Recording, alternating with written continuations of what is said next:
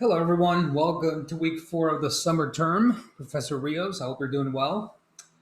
This week we move on to the geomorphology block already. So, the geomorphology block in the summer would be weeks 4 and 5. Week 4 is all about the building up of land. So, basically, that would be the profile, composition, and the second part of that first part of the geomorphology section would be the plates. Later on, we get into other aspects of geomorphology, earthquakes, volcanoes, weathering, and all that kind of stuff. So let's get started. Again, Chrome would be the preferred method and browser to use.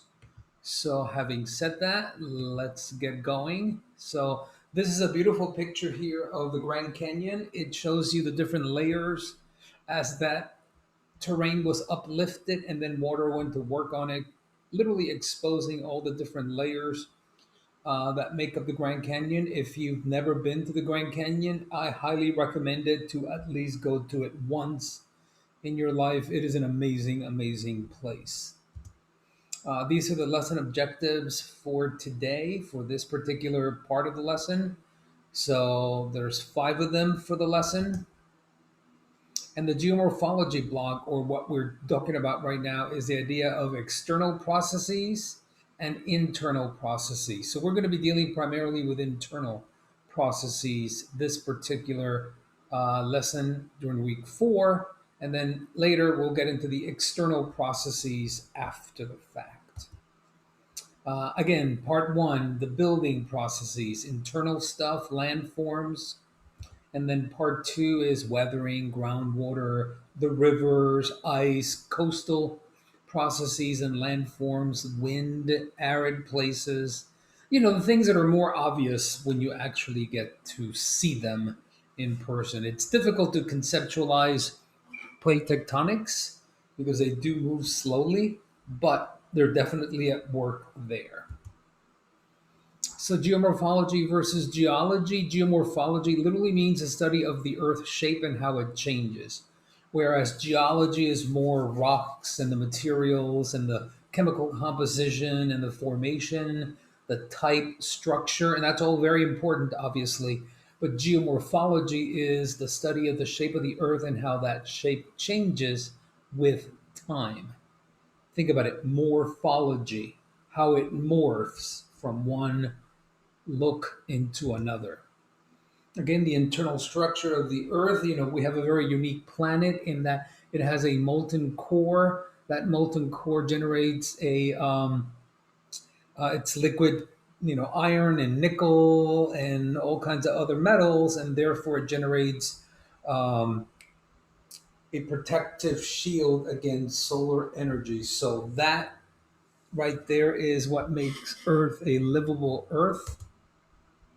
The structure, and how do we know what it's like under the crust? Well, there's many different ways. You can use seismographers. You can basically examine the rocks that come from volcanoes. You can dig. Obviously, you can only dig so far down, but that digging allows you to basically get an idea of what the earth is like underneath. You can study the structure of material that has been uplifted, like, for example, the Grand Canyon, that image at the beginning. And then you can see what the water and the erosive processes have exposed over time in order to get an idea of what the earth is like under the very, very top crust. Okay, if you think about the idea of oceanic versus continental, continental tends to be thicker but lighter, less dense. Oceanic crust tends to be heavier, denser material, mostly basalt, the molten rock that comes out of a volcano in very fluid form. And because it is very, very dense, it basically depresses the material underneath it. So these different layers, the lithosphere, the asthenosphere, and of course, then you're getting into the basic core of the planet. But what you have is these very dynamic features that are sort of working against one another. And as a result, you end up seeing what you do see. in terms of the different continents and how they move with respect to one another. So earthquakes, it's obviously the most obvious definition is a shaking and trembling of the surface, but basically it's caused by the release of sudden energy that's been um, sort of gathered and collected over time. And they generate pulses of energy called seismic waves. So we'll talk about what an earthquake actually is. The seismic waves, you have surface waves, first of all. They travel along the surface of the earth. These are the ones that do a lot of the shaking and responsible for most of the damage that is experienced. You then have P waves or primary. They're pretty easy to remember. P, primary. They're the ones that sort of go back and forth like a slinky, and they basically travel through both liquids and solids, and they compress the material that they go through. Then you have S waves, get it? Secondary or shear waves. And these travel through solids only, and they're more up and down. Think about ocean waves, right? You see there's an up and down nature to those.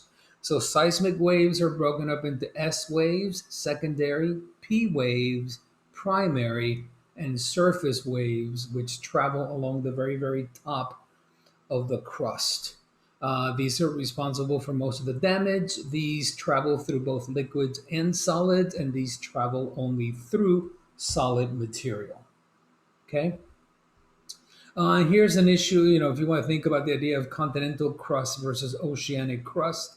Uh, Regardless, continental crust is lighter in density. It's made up of material that is less dense than oceanic crust. And continental crust, rather, it is basically what's called felsic, which is made up of those two elements, quartz and feldspar. It's light in color and low in density, whereas oceanic crust is made up of magnesium and iron rich material called mafic or basalt, would be a more common name for it. It is dark in color. Think about the lava that's been coming out of the volcano in Iceland recently, or what has been coming out of the volcano in Hawaii. It is higher in density and dark. Now, you might see, well, 3.1 grams per centimeter cube versus 2.8. That doesn't seem like a really big difference, but think about it. That difference is every little tiny cube that is a centimeter in size times trillions and trillions and trillions of these. So therefore, the difference becomes dramatic over a long, long, long amount. So that makes a big difference. The crust is obviously you have things like continental shields, you have different areas of various topographic relief, mountains, elevations, all that kind of stuff. So it is absolutely, if you remove all the water and you were to look at the bottom of the ocean as terrain, it would look like what we see in our continents. You would have mountains and valleys, and you would have plains and that sort of thing. All right, so again, the idea of looking at the crust and why it looks the way it does depending on where you are. We'll talk about weathering and erosion. So, weathering is the physical breakdown or chemical breakdown of rock. Erosion is a removal of that weathered rock by either water, wind, or ice. And we'll get more into that in a later lesson. The relation of the Earth's structure to plate tectonics. So, the idea of these plates is that they float on top of the molten material on top, and they move with respect to one another, creating very, very significant features depending on the type of collision that's happening. Okay. So when you look at the Earth without relief, you can look at continents and then you can look at the oceans.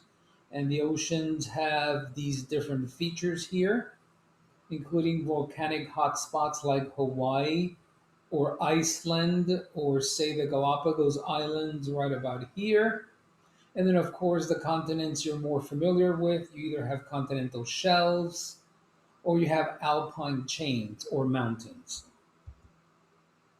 And if you were to take a trip from, say, Cape Cod in New England across the Atlantic into the northwest coast of Africa, and that black line would be this line right here, this being Africa, so this being that point, and this being New England, you would see that this would be sea level, and underneath you would have terrain, mountains and valleys, and that sort of thing. All right, so what is the difference between a rock and a mineral? So a mineral is naturally occurring, it is inorganic, it has a distinct chemical composition, whereas a rock, it is a collection or aggregate of minerals. So a whole bunch of these make up what you call a rock. All right. So a rock can have a variety of different minerals in it. And the three types are igneous, sedimentary, and metamorphic. You've probably heard of these already. So some of the properties: chemical composition, structure, color, hardness, how bright or not bright they happen to be. Igneous rocks. So this is an image from a volcano in Hawaii. They're called igneous, or a more common layman's term would be fire formed. And they basically form as the molten material cools. You tend to have two types: intrusive, inside, they cool inside, and extrusive, they cool outside. Intrusive is referred to as plutonic, and extrusive is referred to by the more common name volcanic. And here's the idea from, if the material cools outside is extrusive, and if it cools inside, it is called intrusive. And intrusive rocks, these are some examples. And think about the idea of granite. Granite is a very common kitchen surface material because it is very hard and it can be polished. Whereas other material you wouldn't want for your kitchen because it might be porous and it would absorb a lot of moisture and food and water, right? So you want something that is very, very hard and very, very resistant and therefore stronger. And here's an example of a place. This happens to be in the Black Hills of South Dakota. These are some of the intrusive igneous rocks, the types, and we'll get into some of those examples. And you have either a laccolith, which is like a big dome underground. You have volcanic pipes, dikes, or sills. And as a result, and again, that's a function of where the material happened to have cooled at. Here's an example of an intrusive igneous rock that was then exposed and lifted out of the ground. This is Half Dome, and this is in Yosemite, California. It's called an exfoliation dome, and it's an exposed laccolith. So this that you see here is an exposed version of that, when it was lifted and then the material around it weathered away. Extrusive igneous rocks, the idea of jointing.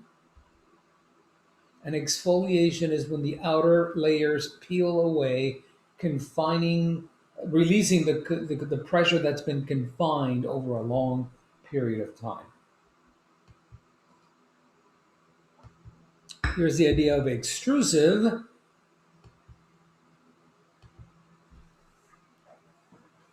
So basically, the material that comes out of a volcano that looks all red and bright when it's molten, then it cools down, it usually cools into this.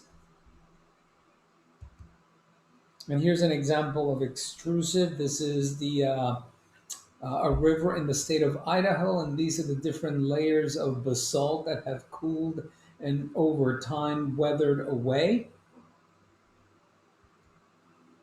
Sedimentary rocks form from the accumulation of bits and pieces of other material that have been pressurized and cemented together into rock.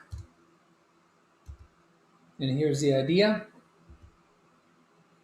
That process of basically fusing together rock, it's called lithification, which is when those little bits of material are sort of fused together by squeezing and pressurizing. Here's the idea of sedimentary rock, oftentimes formed where water was once present.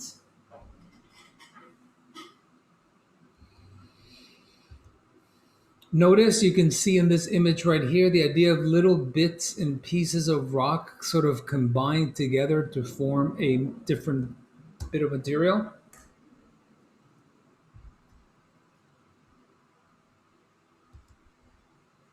And here you can see how these layers of rock were at one point like this, but different tectonic processes basically tilted it on its side.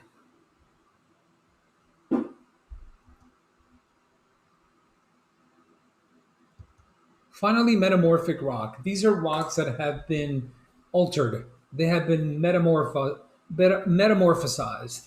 They've been changed over time, and they've been changed by either pressure, heat, or both, so that they no longer resemble what they originally were.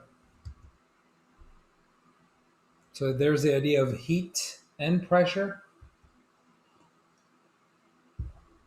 And here's an example of it. You have this rock that was at one point molten, and where that molten rock touched another rock, it converted this into something different than what's below it, which was not touched by the heat. So this layer basically was converted from this to this, and you can see the difference in color. This happens to be in California. And this happens to be near Yosemite Valley.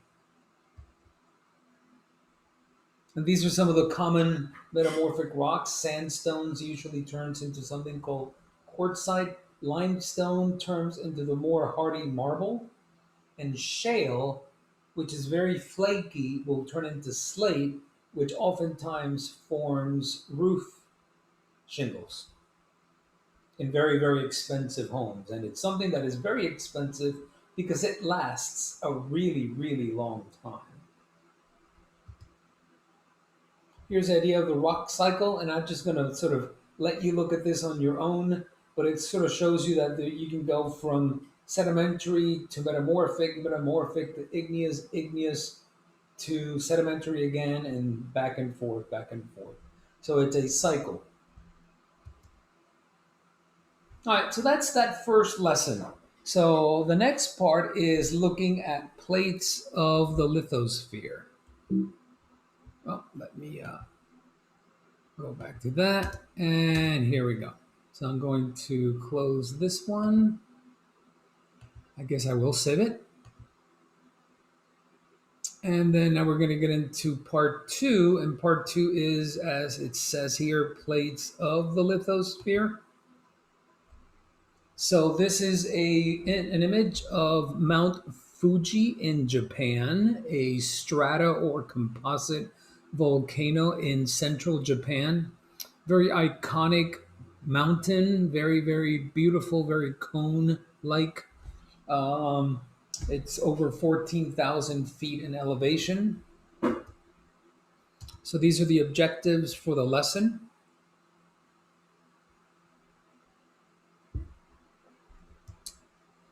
And here you can see that this very distinctive cone has been built over time as it has basically expelled basalt. Remember that extrusive igneous rock over time, creating this very, very distinctive landscape.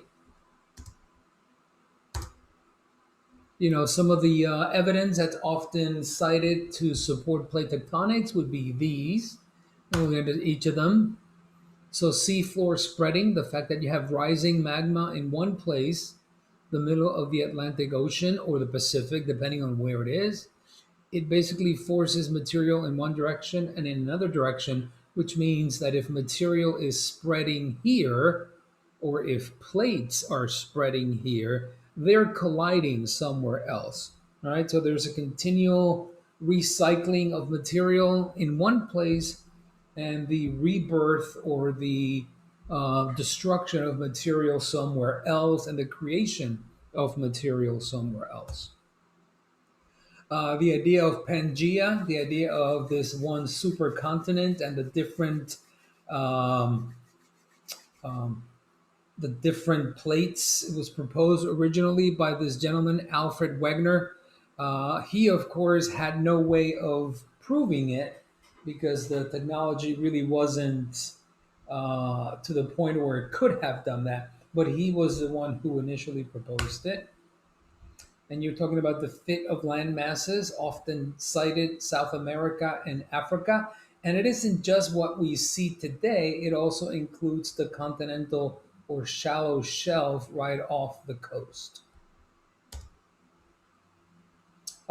Different rock materials. So basically, some of the mountains in the United States are made up of the same material as what makes up the northern British Isles in a place like Norway, because at one point they were all connected.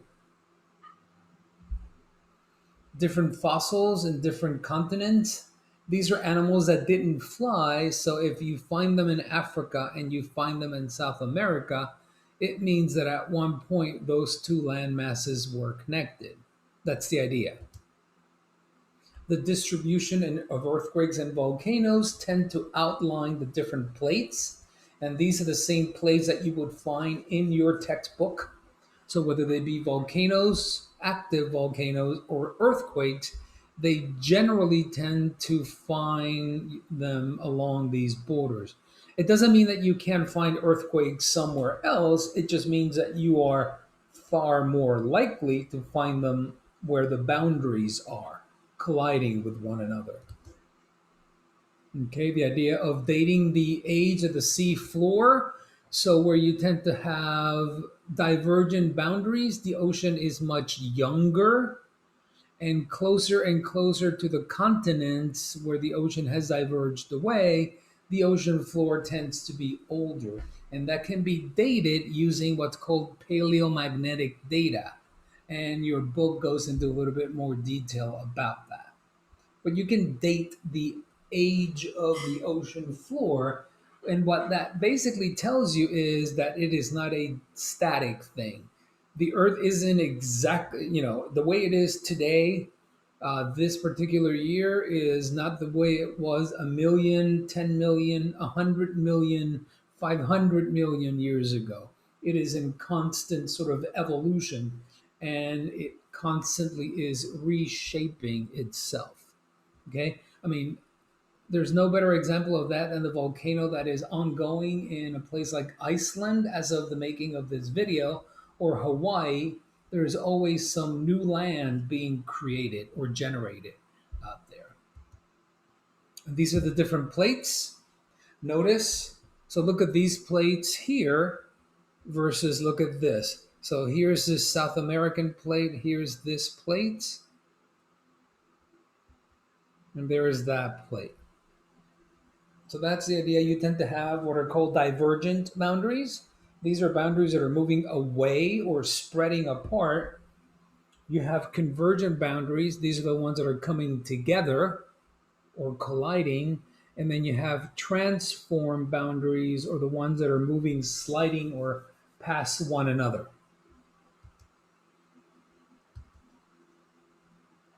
Again, let's look at divergent boundaries, boundaries that are spreading apart, like the middle of the Atlantic Ocean. You have convergent boundaries. You can have an ocean plate colliding with a continental plate, creating what are called, deep ocean trenches on one side, mountain ranges and volcanoes and earthquakes on the other. The Andes in South America, for example, or the Cascade Range in Washington and Oregon. would be one example. You have ocean plates, and that is when one ocean plate collides with another ocean plate, creating um, still an ocean, deep ocean trench and volcanic islands. Two examples of those would be the Aleutian Islands and the Mariana Islands in the Pacific Ocean. The Aleutians are attached to Alaska. Continental plates, these don't tend to have subduction because they're both light in density. They basically crumple up. So the only example on Earth would be the Himalayas. While the Himalayas has really tall mountains, it doesn't have any active volcanoes because it is one really thick chunk of continental crust that has been uplifted. Here's an example of a transform boundary. This would be, for example, the San Andreas in California or the Hayward Fault in near San Francisco. This is the so-called Pacific Ring of Fire, which is mostly convergent subduction zones. It is where you tend to find the majority of volcanoes and earthquakes on Earth. Not all of them, but a significant number of them. Let's look at boundaries, forces, and the faults associated with each. So you have a normal fault. The force is extension. A reverse fault or a thrust fault, the force would be compression. They're coming together. And for a strike slip fault, the force is called shear. Think about a pair of scissors, right? You have one blade coming through the other blade, cutting your paper. That is the idea of shear force. And then how do rocks react to stress? Well, they either fold, they can rupture, or they can bounce back. So let's look at a fault. A fault is a fracture where one slide is displaced with respect to one another. So I don't know if you can kind of tell, but here's the actual fault. And you can see how this rock was at one point attached to this darker vein of rock. Here's the idea of earthquakes, applying stress, and eventually that stress is released. And here's an example of one. So the force here happens to be shear because this piece of land went that way, this piece of land went this way. So hopefully, let's leave that there for a second just to give you a sense. Had you been standing in this very spot when this happened, you would have noticed it happened immediately. It wasn't a particularly slow event. It was a very sudden release of energy. So let's look at normal fault. And I know it's hard to tell, but the fault line is right here. Right, you can kind of see a line, right? So with a normal fault or divergent boundary, you're going to extend it. You're going to pull it apart. And if you pull it apart, what happens is this rock slides down while this goes up with respect to this one. And that's what you get. And that would be an example of a normal fault. And here's a real world image of one. Here's your fault line right through there. This at one point was connected to that. Now, a reverse fault, you have this force going on. Instead of the arrows pointing out, they're pointing in. And here's your fault line. And what happens is one is pushed up with respect to the other.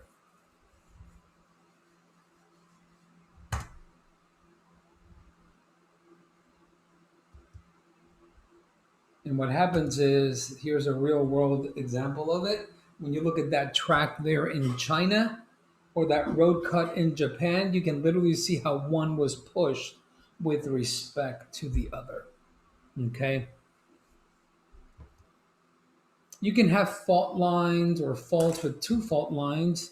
You can have extension, and you tend to have one piece of rock slide down and it creates a valley. That's called a Graben, German term. Or you can have it slide in the other direction and you get a hill or a ridge line called a horst. So Grabens and horsts create very, very distinctive land features like the African Rift Valley, which is this whole region that has significant extension and divergent plates acting in that area. Or in the United States, the states of Idaho, Utah, and Nevada, it is full of these different hill, valley, hill, valley, hill, valley, hill. This whole, again, you find them in Utah, you find them in Idaho, you find them in the state of Nevada. And from above, it sort of looks like that. And this is a really old image, so it's not the highest quality image, but you can see valley, hill, valley, hill, valley, hill, and so on. And that is the idea of um, extension force with different normal faults, creating this very distinctive landscape. In the United States, this is called the Great Basin of the United States, and it encompasses eastern Oregon, Idaho, Utah, and the state of Nevada, and a little bit of California. A transform boundary, on the other hand, is where stuff is sliding past one another. And again, the most famous example of that is the San Andreas Fault. The force there would be shear. And here is the San Andreas Fault, how this material is connected to that. Here's a farmer's field that has been dislodged. There it is from the air, because it's a desert region. There are no trees to hide it. And there it is again, the arrows pointing to the actual boundary. So basically, one side of this is moving to the northwest, while another side of it is moving to the southeast. Okay. So you tend to have really weird things like streams that do 90-degree angles. And here's an example how this creek was sort of offset. There it is. This stream was moving like a normal stream and then it went like that. Eventually, nature will carve it out and make it look normal again. Again, rivers are not meant to do 90-degree turns, so this happened very quickly as this slid in that direction and this slid in that direction. If this were a wetter climate, it probably would have happened by now. Or it would look more natural, like you would expect a river system to look.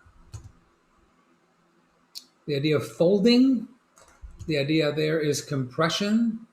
It's like basically like imagine putting pressure on both sides of a sheet and you get all the different wrinkles forming. And one place in the United States where you find this would be the state of Pennsylvania, the state of Maryland, and northern New Jersey.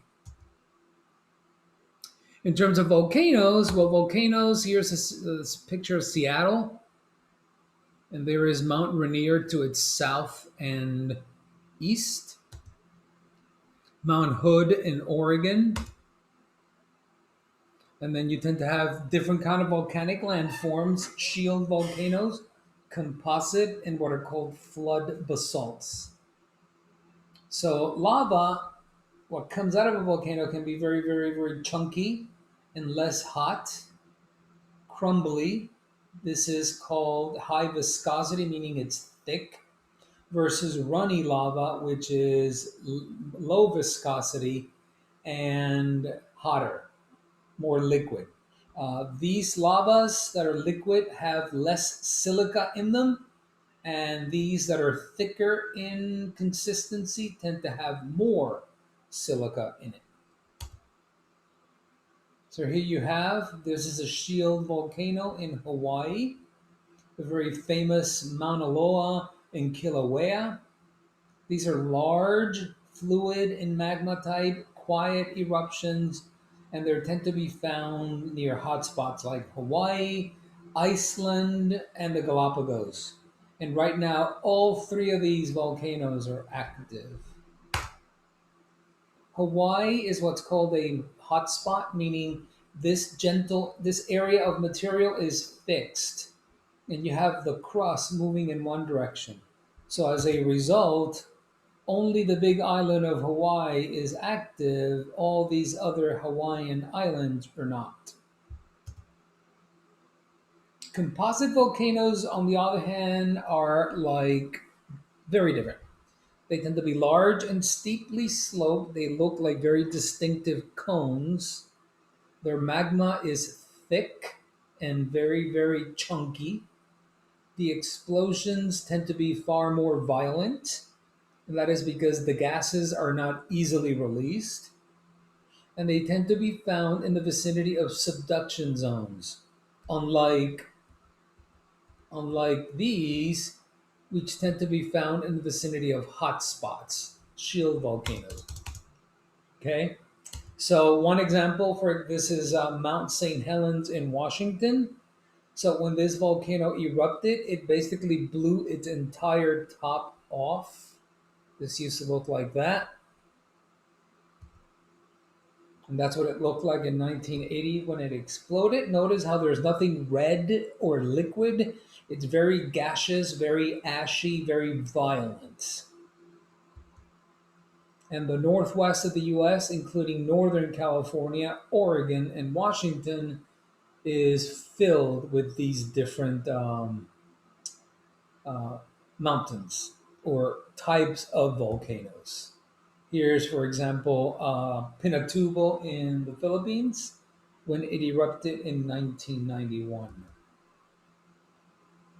And that's what Mount St. Helens used to look like. This is what it looks like today. Eventually, it may rebuild itself to look like this again. So comparing a shield and composite, here's how big a shield volcano is compared to a composite one. A flood basalt is more like a big spreading of material. So you tend to find them in Oregon, Idaho, Washington states. Again, we talked about earthquakes briefly. Again, it is the release of built up stress and strain.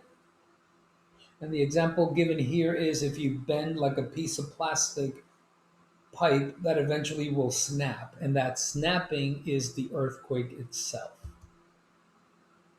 So there are two methods for measuring earthquakes. There's magnitude and intensity. We talked about the P, the S, and the surface waves. The P waves come first, the S waves come next, or secondary, primary, secondary, and then the actual surface waves, which do most of the damage, come next. And this is how the idea of energy.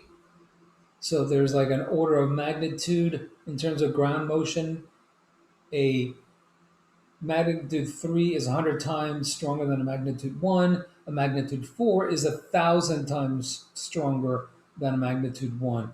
But in terms of energy, a magnitude 4 is 32,000 times stronger than a magnitude 1. So there's a significant amount of energy released based on the different magnitudes of earthquakes.